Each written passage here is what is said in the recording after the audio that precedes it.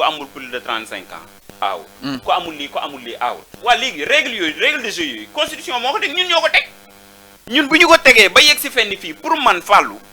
on ne devrait plus rester là à parler de kii war na bokk kii warul bokk parce que ñi war a bokk yëpp li leen régir mooy règle yi nga xamante ni moo effacé ñenn ñi bàyyi ñenn ñu jàll mais règle yooyu bu ñu ci demee ba tollu Fallou on revient en arrière pour nous dire que le dialogue de 2023 dañ ci war a ñëwaat pourquoi parce que le dialogue de 2023 on s'était dit Khalifa Sall Karim Wade dañoo war a bokk donc il y a des manquements il va falloir qu'on y revienne mais Fallou loolu mooy jusqu'à présent téye gorge téye réew mi ci gorge mooy lan toujours ñuy revenir en arrière revenir sur le même point de départ alors que loolu avancé lu réew waa gis nga boo gisee réew mi yëpp yaakaar ne tey dañoo nekk ci deal dañoo nekk ci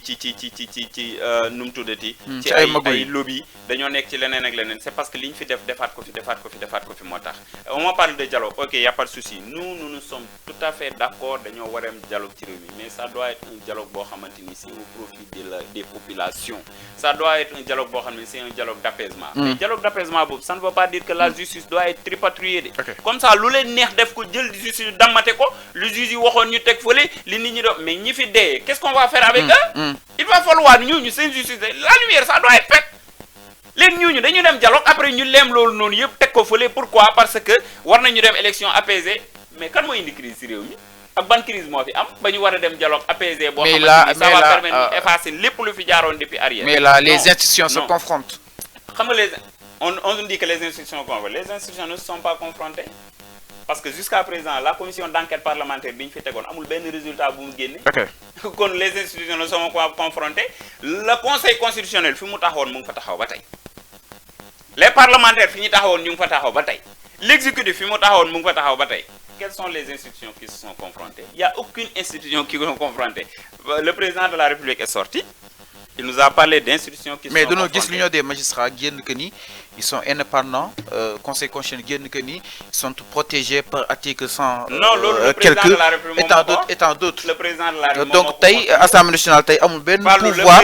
di immiscer aussi li nga xam ne que mu di le pouvoir judiciaire confirmer loolu xam nga kañ la ko confirmer dañoo dem parrainage am ñu recalé parce que mataluñu parrainage ñu ne ñoom conseil constitutionnel da leen a xeex ñenn ñi ñoom dañoo yóbbu ay clé bi bi ñu ko dugalee ci ordinateur bi bëggee ordinateur bi nanguwul génnee seen fichier yi ñu ne leen out ñenn ñi ñu ne ñoom dañoo yóbbu ay nit ñoo xam ne parrainé nañ leen ñu ne leen 900 000 personnes yoo xamante ni nekkuñ ci fichier électoral bi alors que ñooñu seen carte d'identité def nañ ci inscrit defal leen bureau de vote ainsi de suite ñu tuddee leen ay recalés ñu def seen collectif dem ne président de la République vraiment bëggoon nañ nga xoolaat conseil constitutionnel parce que conseil constitutionnel lim ñu bëgg a def nii ñun nanguwuñ ko mooy ñun yóbbu nañ suñu parrainage mais parrainage nanguwuñ ko Macky Sall moom moo ne leen le président de la République moom moo ne leen le conseil constitutionnel bu xasee jël benn décision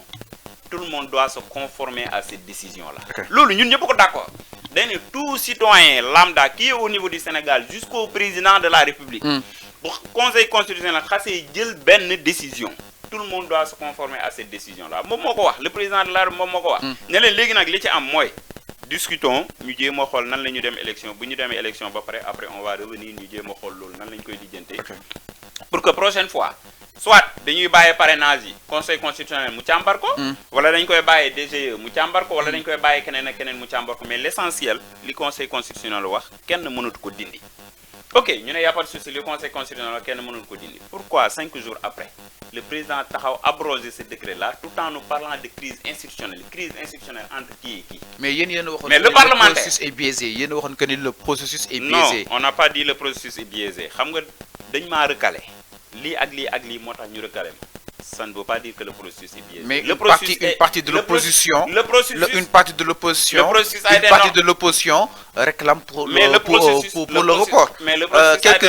Quelques-uns de vous yéen doon bëgg ñu reporter élection yi quand même. Mais c'est normal xam nga lu tax c'est normal. tey nit ki bu ñëwee ne ñun dañu bëgg ñu reporter élection yi am na ci droit man Fallou su ma neexoon en tant que citoyen ma taxaw ne man élection yi heure bi ñu ko def nii arrangé wu ma. su ma sañoon dañ koy reporter. Est-ce que ça donne au président de la République le droit d'abroger li nga xamante ni mooy le décret. déedéet ça ne donne pas le président le droit d'abroger le décret. man am naa droit wax sama xalaat man am naa droit wax lu ma bëgg est-ce que ñun candidat yooyu noonu ñu recalé ñoom ñoo moom Sénégal est-ce que par force ñoom ñoo war a doon président ci réew mi ba bu ñu leen recalé ñoom waruñ tënku ci yoon mais ci yoon la ñu dënk. mais loolu lépp est-ce que c'est une dispersion entre vous. lu tax non lu tax ko exactement parce que ñii dem wax ak président Macky Sall ñii di wax fii ñii di wax fële. lu tax ñu dem defi recours. il y a des opposants. bi ñu leen recalé. ñoom ñëpp dem nañ defi recours au conseil constitutionnel avant de parler avec le président de la République. C'est le droit le plus absolu d'aller faire un recours au conseil constitutionnel pour leur dire que li ngeen me recalé lii ak lii c'est pas normal dama bëgg ngeen càmbaraat conseil constitutionnel xool ko càmbaraat ko ne leen lii ñu leen recalé nii c'est normal. loolu président lan la ci mën conseil constitutionnel bañ demee président moom ma leen wax ne mënuma ci dara fàllu dañ fay nekk ci pays boo xam ne man dama jàpp ne gis nga ñenn candidats yi dañ fay nekk pour leurs propres intérêts. mais Macky Sall ay élection inclusive la bëgg ay élection yu inclusive transparente ñun ñëpp bëgg élection inclusive nañu bàyyi élection inclusive nañu bàyyi di jouer ci ay mots jeu de mots yooyu lañ war a arrêter au niveau du Sénégal inclusive dialogue ce ne sont pas de gros mots loolu daf fi yàgg élection inclusive loolu ñun ñëpp ko bëgg. transparente yu leer mais élection inclusive c'est quoi Fallou. élection inclusive en 2019 on n'a pas fait une élection inclusive. Si en 2019 on a fait une élection inclusive tout le monde ne peut pas être candidat. Man mii je voudrais être candidat mais je ne peux pas être candidat. Tout le monde ne peut pas être candidat qu'est-ce qui a amené des partis politiques pour ki nga xamante ni tey moom am na cofeel ci réew mi am na lu mu bëgg liggéey ci réew mi mu taxaw ne man damay bokk ci parti politique bi pour que parti politique bi bu ñu gañee nekk parti au pouvoir man li ma bëggoon a liggéey ci réew mi mu mën kaa liggéey ci réew mi tey lu tax ñu indi coalition parti politique yi nga xam ne ñoom leer na leen mënuñu gañe ñu ne leen ànd leen su ngeen àndee amaana mën ngeen gañe mais Fallou loolu tey moo waroon a permettre citoyen bu nekk mu ne ñun war nañu mën a dem élection. alors loolu moo waroon a permettre citoyen mu nekk mu taxaw ne wax dëgg yàlla yii ñu ñuy tudd nii ay transparent ay transparente ay élection transparente ay dialogue ay inclusivité non gis nga taxawuñ foofu. 2019 dañoo organiser une élection inclusive 2019 dañoo organiser élection def parrainage bi génnee 5 candidats y avait des recalés ñu def collectif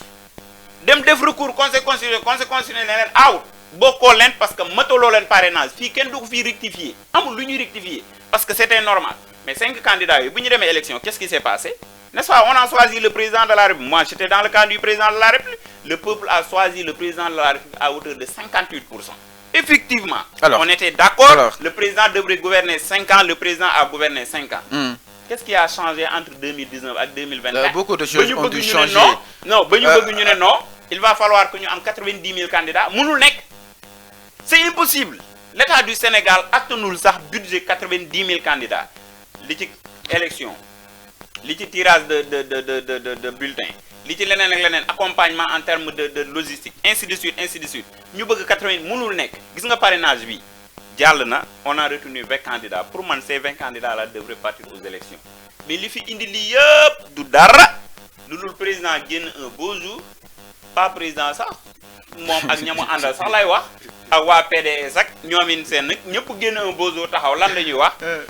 le processus électoral a été biaisé il va falloir qu'on reprenne le processus électoral il va falloir ñu am élection inclusive ce qui veut dire que ok man li ma gëm mooy li may dégg man ni ma ko mën a comprendre mooy élection inclusive force Karim Wade dafa war a bokk élection inclusive force Mimi Touré dafa war a bokk mais xam nga xel xalaatul plus de 2 élections Macky Sall organisé te PDS dem aussi PDS aussi c'est une réalité ñoom dañuy wax sax ba tey il représente 20% de l'électorat Pape. Mais Fallou, qu'on se pose la question, qu'est-ce qui a recalé le PDS? C'est le président de la République, Macky Sall. C'est double nationalité bi la mais loolu peut-être double nationalité bi c'est la faute à qui? Macky Sall. C'est la faute à la Constitution. C'est la faute au pays. Non, ce n'est même pas la faute aux citoyens. Ñun lu suñu yoon moom moo am double nationalité on lui a dit que pour être candidat il faut avoir exclusivement une nationalité sénégalaise. Ça a été écrit noir sur blanc. Qu'est-ce qui a changé entre-temps? 2019 bi mu ñëwee on l'a recalé. Pourquoi? Parce qu'on lui a dit que tu as 2 nationalités. Il a accepté, il est parti. En 2024 léegi 2019 2020 2021 2022 2023 Karim lorsqu'il savait que ne moom dafay bokk élection qu'est-ce qui lui a pas poussé à ce que mu dem dindi nationalité française dindiwu ko de ñëw indiwaat encore déclaration sur l'honneur tout en disant que je suis